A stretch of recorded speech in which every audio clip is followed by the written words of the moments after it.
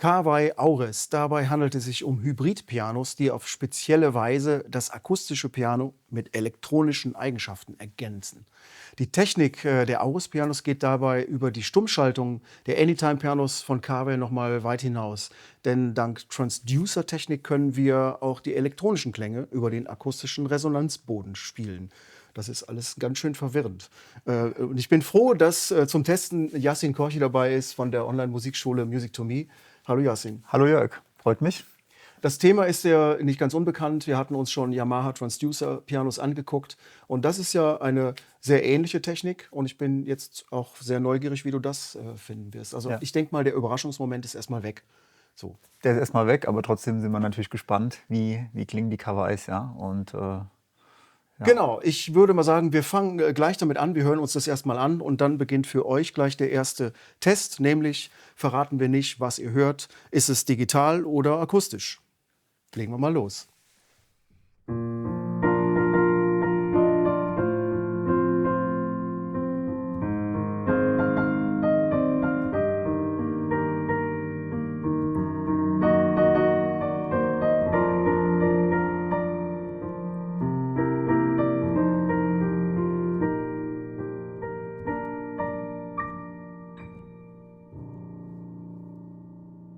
Sehr schön.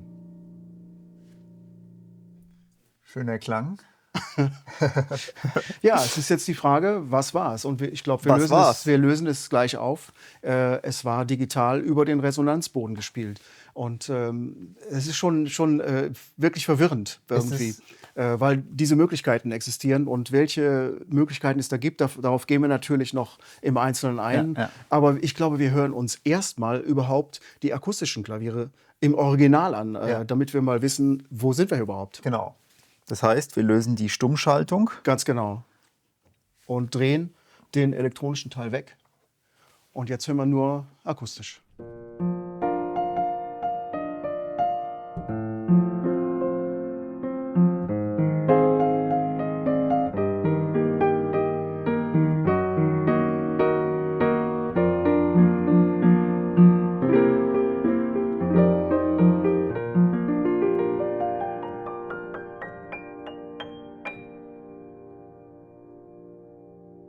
Ja, jetzt, wo man es akustisch hört, merkt man natürlich schon irgendwie die Akustik, ne? Ja. Aber ja, absolut. also, Da hört man einen Riesenunterschied, ja. finde ich. Also erstmal, die Akustik klingt für sich schon mal anders, Ja. Obwohl man auch jetzt den Resonanzboden hört, aber da werden ja die Saiten angespielt. Das ist jetzt noch mal alles feiner, habe ich das Gefühl. Ja, also es ist auf jeden Fall. Ja, dieser Switch war jetzt auch wieder überraschend, ne? Und und wenn dann natürlich die Akustik dann nochmal zum Tragen kommt, dann ist man wieder in diesem Klavierfeeling drin. Aber dieses Hin und Her ist auf jeden Fall, das ist schon sehr besonderes Feeling irgendwie, ja. Alles klar.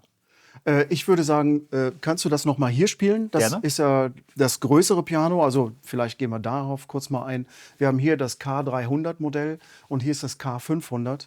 Die unterscheiden sich, also an der Zahl kann man schon sehen, das hier ist das Größere. Hier ist nicht nur der Resonanzboden größer, sondern auch der Rahmen, die Besaitigung, längere Saiten. Und ich würde mal mehr Klangvolumen vermuten. Also vielleicht hören wir es mal im Vergleich.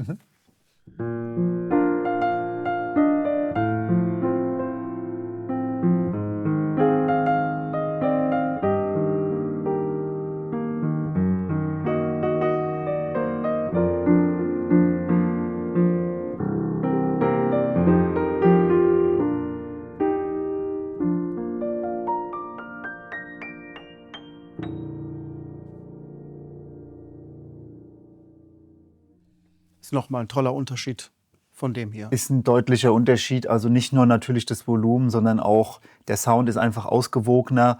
Man hat gerade so in diesem Bereich hier oben hier.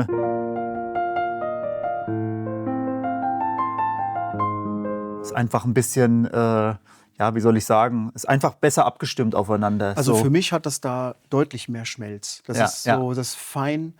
Hier ist dieser Tonbereich, der ist bei dem Kleinen schon ein bisschen aufdringlicher. Der definitiv. ist schon wirklich lauter. Ja. Also ich habe gemerkt, dass ich hier in dem gleichen Bereich dann schon auch ein bisschen zurückgegangen bin. Ich habe mich da schon angepasst, weil es, wie du sagst, es wird aufdringlich. Und hier hat man einfach, es ist einfach über den gesamten Spielbereich einfach ausgeglichen und man hat trotzdem halt noch das Volumen. Und das ist halt cool, dass noch ein bisschen was kommt aufgrund der Baugröße. Ja, Und also ich finde, die klingen ja tatsächlich sehr ähnlich irgendwie. Also man hört, dass die von Kawai sind, dass die aus einem Haus kommen.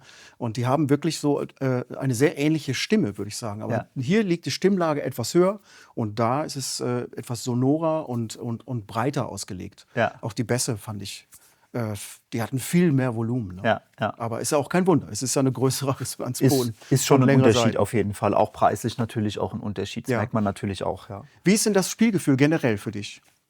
So die Tastatur, Mechanik, wie hängt das zusammen?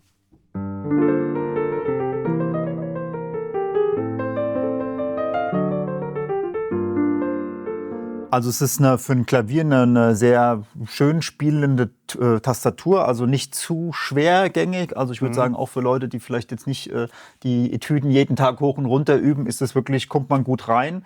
Und auch hier eine sehr ausgewogene Tastatur. Also man hat jetzt nicht große Unterschiede, dass es hier oben viel leichter wäre als hier, sondern man kommt eigentlich überall gut klar und hat eigentlich, finde ich, einen ganz guten Einstieg. So, ja. Also, würdest du sagen, dass es da sich ein bisschen komfortabler anfühlt? Ja, als definitiv. hier? Mir ist die Tastatur etwas mir ist sie ein bisschen zu leichtgängig. Also mir ist sie für das, was kommt an Sound und auch, dass es manchmal ein bisschen aufdringlich ist, kriege ich es mit der Tastatur nicht so gut in den Griff wie hier. Ja. Also finde ich gut. Hatte ich auch beim Zuhören genau das Gefühl, dass da mehr Raum in der Dynamik ist und mehr Ausdrucksmöglichkeiten. Also finde ich, macht auf jeden Fall Spaß zu spielen. Ja. Ja, gut. Dann können wir zum nächsten Thema übergehen. Ja, also gucken wir doch mal auf die Details. Wie funktioniert eigentlich Aures? Was ist das eigentlich? Aures, das ist eine Weiterentwicklung der Anytime-Hybrid-Pianos. Das sind eben diese Pianos, die zu jeder Zeit eben spielbar sind, weil sie eine Stummschaltung haben. Dann spielt man nicht laut, sondern über Kopfhörer. Hier haben wir das jetzt noch anders. Hier sind 4 Transducer eingebaut, die auf dem Resonanzboden sitzen und die Schwingung der Elektronik auf den Resonanzboden übertragen. Okay. So, also es sind keine Lautsprecher da drin, wie man ja sonst bei einem Digitalpiano hat. Aber der Resonanzboden wird als Lautsprecher benutzt, wenn man so will. Okay, krass. Ja. So, also das hat auch eine gewisse Limitierung. Es funktioniert nicht genauso wie ein Studiolautsprecher zum Beispiel. Aber es reicht eben aus, um die digitalen Klänge auf diesen Resonanzboden zu bringen. Und das bietet natürlich jetzt verschiedene Möglichkeiten. Also wie das Klavierspielen bei regelbarer Lautstärke oder so. Das würde ich sagen, gucken wir uns jetzt mal im Detail an. Ja. Und vielleicht können wir noch eine Detailaufnahme machen von den Transducern, wie die hier unten sitzen. Das sieht man ja, hier drin ist ziemlich viel Elektronik. Da ist bestimmt ein Verstärker in diesem Gehäuse. Und dann sieht man auch hier diesen Bautenzug an dem mittleren Pedal. Wenn man das mittlere Pedal dann einrastet, dann hat man die Stummschaltung ausgelöst. Und wenn wir jetzt den elektronischen Teil mal ausschalten, dann hören wir nichts. Okay. Und es ergibt dann ganz schön Geräusche auch von sich. Ne? Krass, ja. Das ist, hätte ich jetzt auch nicht gedacht. Also diese Spielgeräusche sind schon auch wirklich da. Ne? Die sind da, ja. Fallen irgendwie sonst nicht auf. Wenn man akustisch spielt, hört man die gar nicht. Das stimmt, ja. Gehört zum Klang. Also, ja, ich würde sagen, wir hören uns die elektronischen Sounds mal an. Und zwar auch hier über den Resonanzboden gespielt und dann mal über den Line-Ausgang aufgenommen. Und dann kann man ja mal vergleichen, was ist das eigentlich für ein Sound und wie kommt er hier über den Resonanzboden. So, und dann würde ich dich bitten, wieder loszulegen. Also hören wir uns erstmal nochmal den akustischen Teil an, um den Vergleich zu haben.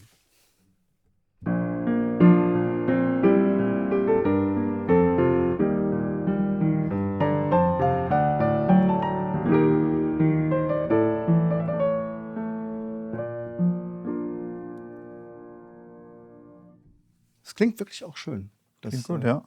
Und jetzt mach mal die Stummschaltung an und dann schalte ich den digitalen Klang dazu. Und jetzt hören wir nur den digitalen Klang über den Resonanzboden.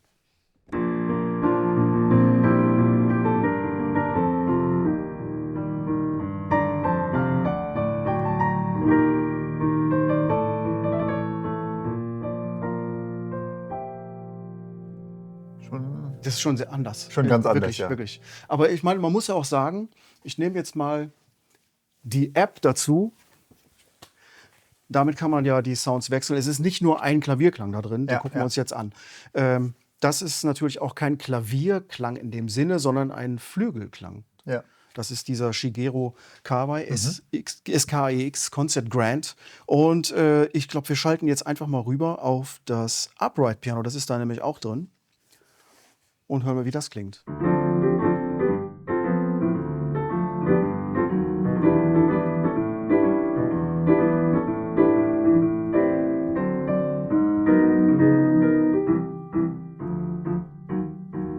Dann schon ein richtig krasser Unterschied. Ne? Total. Also man kriegt eine ganz andere Ja, und jetzt beginnt so langsam das zu wirken für mich. Ja. Und ich habe jetzt auch wirklich schon gedacht, also man möchte das tatsächlich auch wahrhaben, ne? Wenn man die Hämmerchen da so sich bewegen sieht. Also es ist auch wirklich so, dass das wirklich ein echtes Klavier ist, was man hört. Aber die Saiten, also ich weiß nicht, wie das funktioniert, aber irgendwie fühlt sich jetzt wirklich auch anders an. Also es ist wirklich, als du es auch jetzt umgeschaltet hast, habe ich irgendwie, aber ich weiß auch nicht, vielleicht. Ach so, du meinst von dem Flügelsound auf das Upright. Ja, also ich weiß nicht. Okay, also dann nehmen wir doch vielleicht das, was in der Mitte ist, den SK5. Das ist so ein kleiner Flügel. Ne?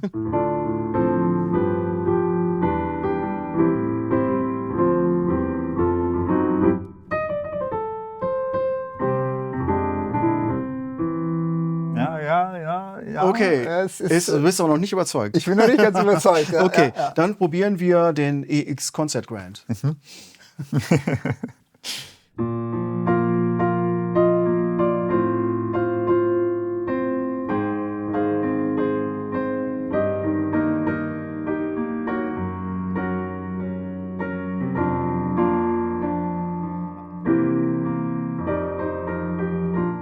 Also man kann auf jeden Fall sagen, dass es sich krass unterscheidet. Ja, also auch, also es ist irgendwie auch anders das ist verrückt. zu spielen. Ne? Also es ist irgendwie, man muss erst mal drauf adaptieren. Also es ist jetzt gar nicht so, also man denkt, es ändert sich wie bei einem Digitalpiano nur der Sound, ist aber nicht. Es ist nicht so. Nee, ich glaube, das ist einfach auch, da muss man sehen, das hier ist eine ganz andere Tastatur. Ja. Die skaliert dann auch noch mal viel feiner. Also Ja. man spürt dann diese Unterschiede auch, weil diese Flügelsounds, die sind ja auch im Klangverhalten unterschiedlich.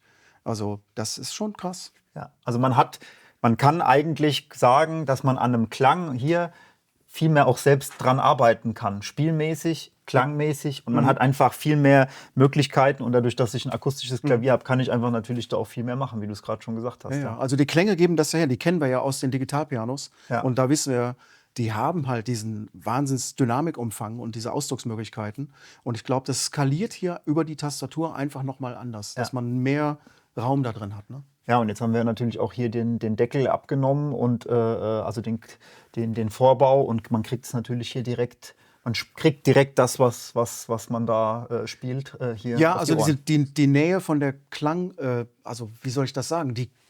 Diese Klangwahrnehmung ist schon sehr am akustischen Klavier. Ja. Also das ist anders als über Lautsprecher zu spielen. Ja, definitiv. Das ist nicht dieser Effekt, man hat jetzt zwei Lautsprecher und man hört so eine Stereoaufnahme. Das ist hier jetzt nicht, sondern man hat wirklich diesen räumlichen Klavierklang. Ja. Das ist wirklich deutlich anders als ein Digitalpiano, auf jeden Fall. Ja. Ich würde gerne noch einen Vergleich machen. Und zwar mit diesem ersten SKEX Concert Grand. Und dass wir den einmal noch mal über den Resonanzboden hören und dann über den Line-Ausgang. Okay, also einmal. Lass es ruhig da drauf. Okay. Und du spielst einfach erstmal jetzt den akustischen Teil.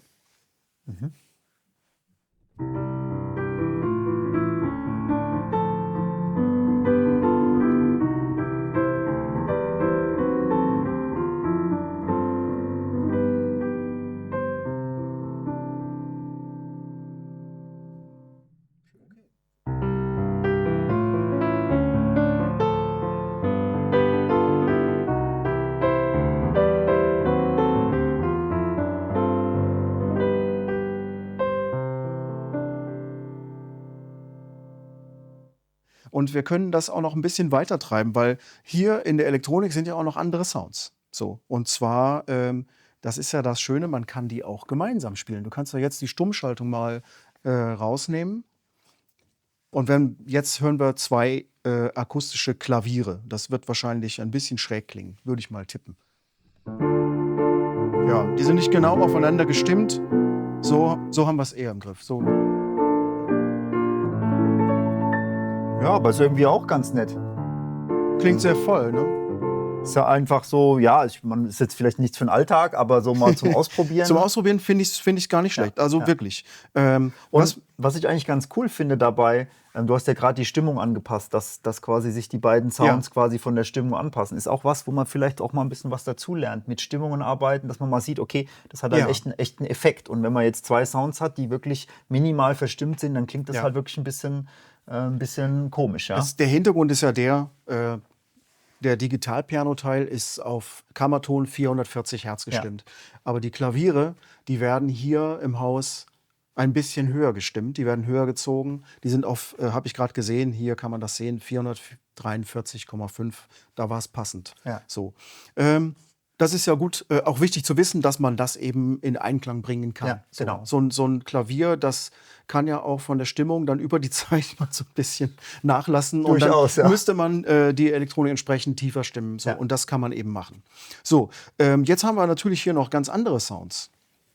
Und da wird es dann eigentlich ganz spannend, würde ich sagen. Also wenn wir jetzt hier in die Keyboard-Sounds gehen, Classic Electric Piano, wenn wir das jetzt nehmen, dann würde ich sagen, stimmen wir das als auch mal irgendwie auf 443 und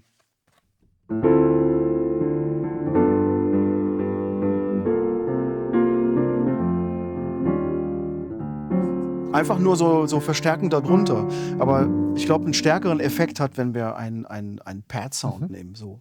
Wenn wir dann in die Ensemble-Ecke hier mal gehen und probieren. Warm Strings. Moment, die Stimmung. So, jetzt müsste es gehen.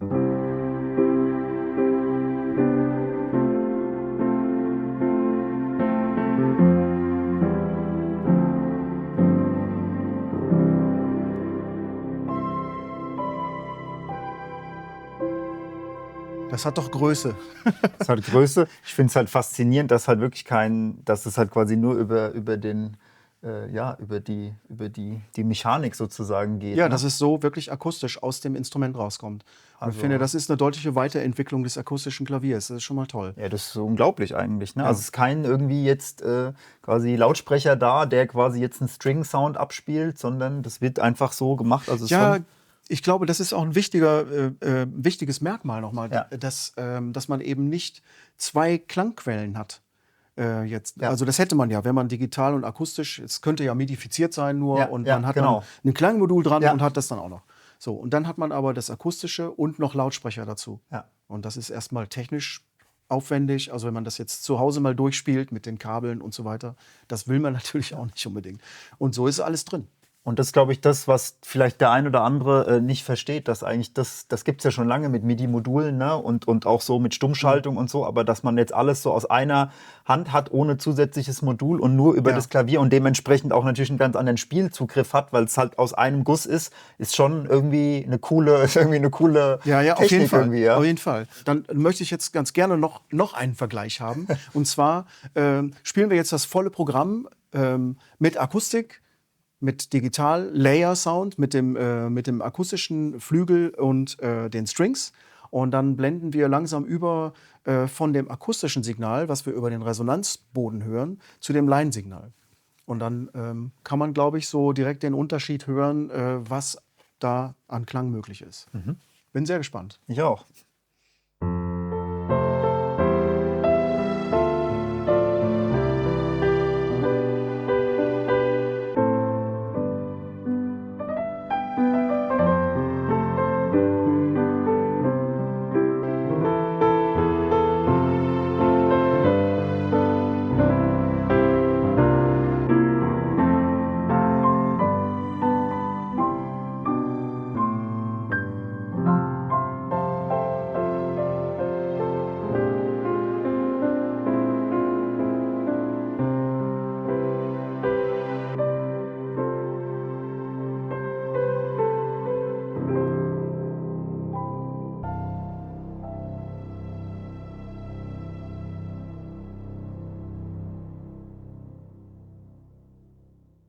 großes Haus, würde ich sagen. Macht schon Spaß. Ja, macht schon Cool, Spaß. Der Unterschied ist natürlich hörbar. Ne? Das haben wir ja eben festgestellt, auch wenn wir umschalten von der Elektronik auf akustisch. Die Transducer-Technik, das haben wir ja eingangs schon gesagt, die macht aus dem Resonanzboden einen Lautsprecher. Aber es ist natürlich nicht vergleichbar mit einem Lautsprecher. Ja, das ist klar. Da gibt es natürlich auch so gewisse Limits, die im Höhen- und auch im Bassbereich liegen. Ja. Also das kann man nicht so weit ausfahren, wie man den Sound unter den Kopfhörern hat. So, das Digitale klingt dann besser. Aber es ist ja letztendlich, müsste man jetzt beurteilen, klingt das okay über den Resonanzboden? Kann man damit arbeiten? Kann man damit leise spielen? Macht es das, was es eigentlich machen soll?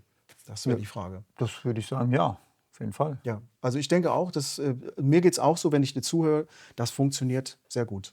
Es ist halt eine Simulation und es ist halt einfach ein anderer Ansatz, als wenn ich jetzt quasi da ein MIDI-Modul ran habe und da noch einen Lautsprecher oder so habe. Und, aber ich finde es eigentlich, ich finde es cool. Also ich finde es ein sehr interessanter Ansatz und deswegen machen wir die Videos auch, dass man einfach mal sieht, wie das eigentlich genau funktioniert. Ja, also letztendlich, das kann ich auch wirklich dann nur so empfehlen, auch in den Laden zu gehen, das auszuprobieren. Das muss man einfach gespielt haben. Ja. Und das sind tolle Instrumente mit tollen neuen Möglichkeiten, die natürlich auch ihren Preis haben. Das ist natürlich dann immer so das blödere Thema. Wo sind wir hier preislich bei dem kleinen? Bei einem Klavier, wir wissen, da liegt man sowieso schon mal höher. Also wenn man jetzt anfangen möchte, das K300 wäre auch schon so ein anspruchsvolles Anfängerinstrument, würde ich sagen. Und das kostet dann schon so bei 5.000, 6.000. Das sind dann 5.700 Euro. Dann wäre die nächste Stufe das ATX-Modell. Das wäre das Modell nur mit der Stummschaltung. Das kostet dann 8.700 Euro. Und so wie das hier steht als Aures, das kostet dann 9.700. Okay. Das ist also schon deutlich eine Ecke höher. Aber es hat den Vorteil, man kann damit leise spielen, man kann mit Kopfhörer üben, man kann die Sounds mischen. Und es kommt noch eine weitere Komponente dazu. Man bekommt nämlich noch Noten dazu. Und sogar gar nicht wenig. Das liegt in dem Paket drin, neben einem Kopfhörer, den man auch noch mitgeliefert bekommt. Also das ist im Preis inbegriffen. Das sind die Fingerübungen. Und das ist die Bayer-Schule. Das sind so die Klassiker der Klavierliteratur wie Burgmüller. Das kennst du auch alles. Czerny und die Sonatinen und Bach. Was haben wir da noch? Chopin. Und die Classic Piano Collection. Und das, was man hier an Noten bekommt, das kann man aber auch per App bekommen. Nämlich gibt es von Kawai noch eine weitere App, die heißt Pia Book Player. Und die bietet den Zugriff auf eben diese Noten und kann die auch abspielen. Cool, ja. Also man hat die Notation und kann sich das anhören und damit üben. Wäre das volle Paket. Cool, ja. Jetzt sind wir preislich aber noch bei dem Großen. Was ist denn da noch? Ja, das wie ist geht denn da dann das Thema? Nach oben haben wir natürlich keine Grenzen, das wissen wir.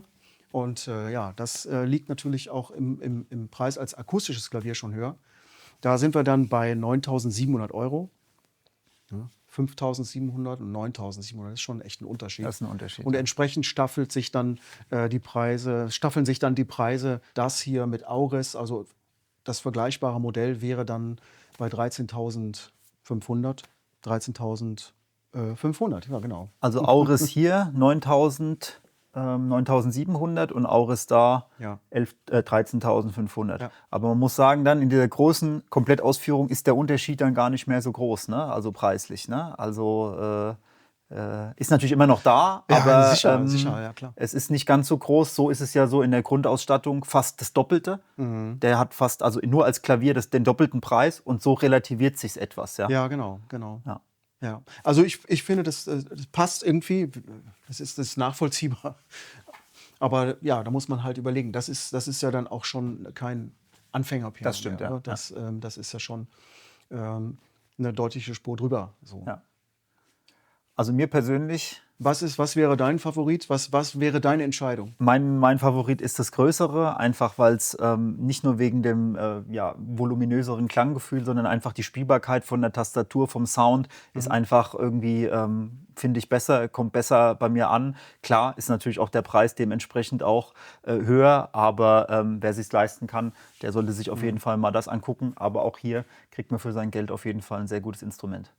Ja, okay, gut. Also, ich kann das total nachvollziehen und ich würde das auch genauso, wiederbringen können, wenn ich dir nur zugehört habe. Meine Wahl wäre auch das hier, weil das Akustische noch mal feiner, Ja, wirklich auflöst, noch, wirklich, ja, einfach feiner sich ja. spielt und, sich auch feiner anhört.